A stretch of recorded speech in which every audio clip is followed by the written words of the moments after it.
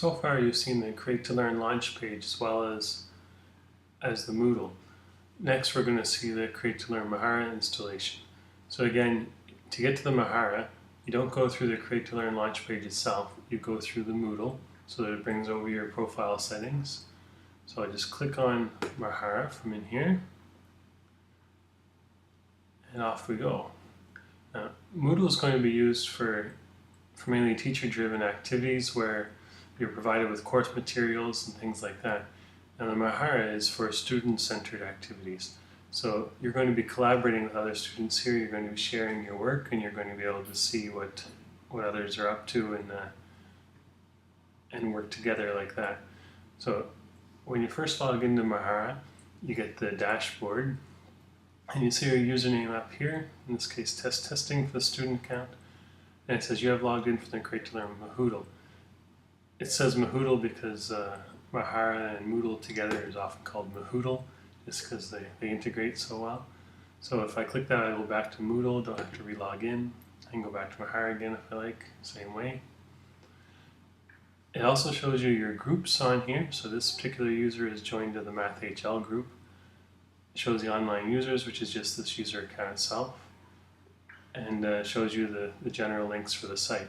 If I click on if there are other users here especially, you click on the user, then you go to their profile page where you can see there's a wall. So if you see other online users especially, then you can communicate with them through their wall quite quickly. So if you're both in your separate residences and you want to collaborate or talk, then you can just do so through your wall right inside Mahara.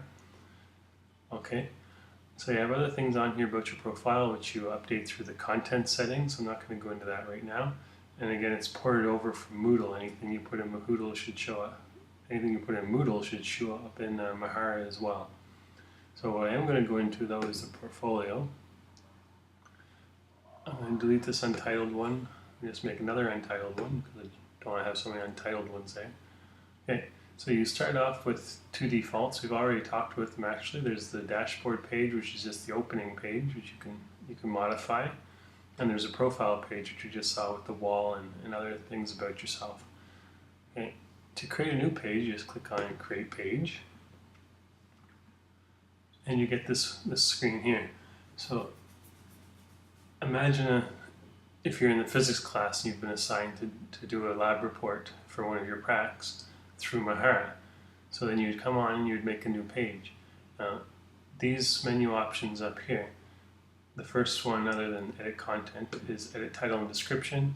So you change your title and you put in a description of which page is about. You use tags if you want to, and continue on. The layout options are how your page is going to look for columns. So it defaults to 3 columns equally spaced, equal widths rather. But you might want to have for a report something like the first one. Okay, it's up to you. You can display your page, see what it's going to look like. You can share your page with other people.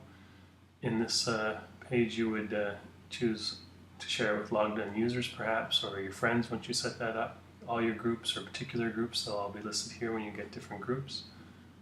And you can share with others who aren't included in the above, like myself. You should always include me with your access rights. And then you would just click Save. I can see your stuff anyway, but it makes it easier for me if I'm on the access list. Okay, so I'll go back to the page, go back to Edit. And when we're on the content, which of course is the main thing, then you get different inclusion menus here.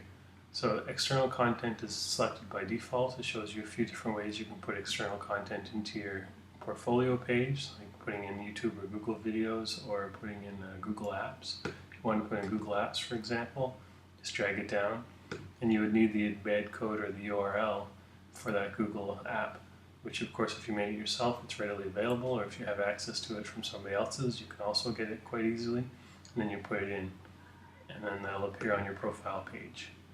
Okay. I'm going to jump to General. And a very simple one to use is text box. You can drag a text box down into the white space. And if I was doing a report, I might want to have an introduction. If I can spell, there we go. Okay, and then you put in your introduction. You can go back and modify it later. You don't have to do it all at once. And click Save. Now, if you're going to put in more than one item, since it's a 3-column view, it's going to look like this, and you have a third column over here to use. You can also arrange things underneath each other, however you like. Okay, and then when you go to edit, you get your TinyMC editor. You can use the full page since this is such a small box.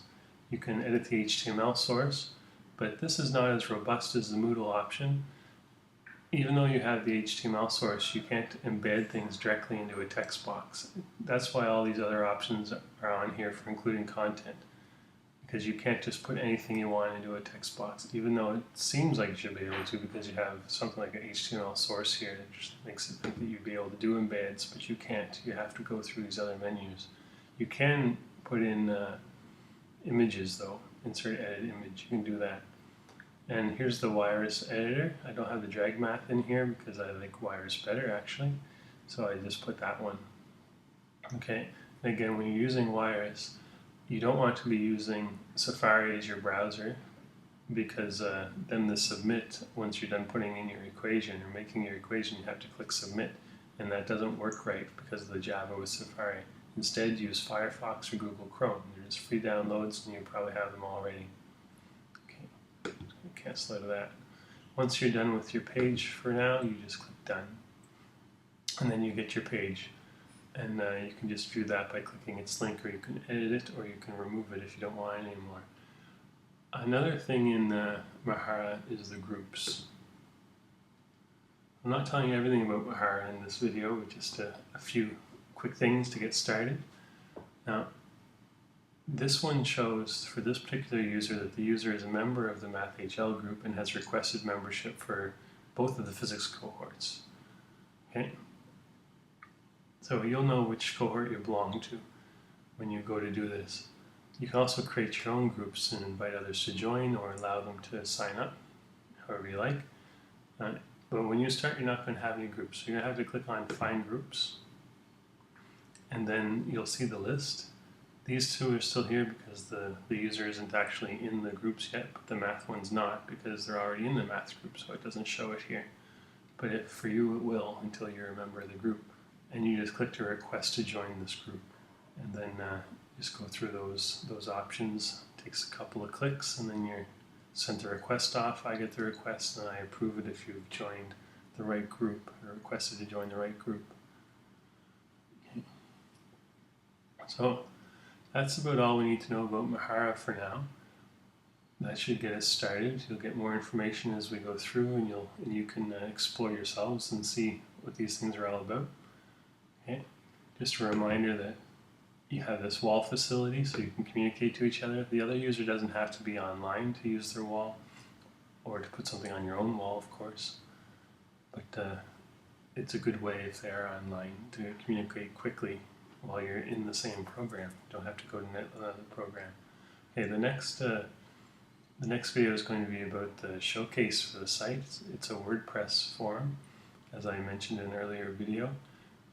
We're not going to use it as frequently as these other two, but it will be part of our courses.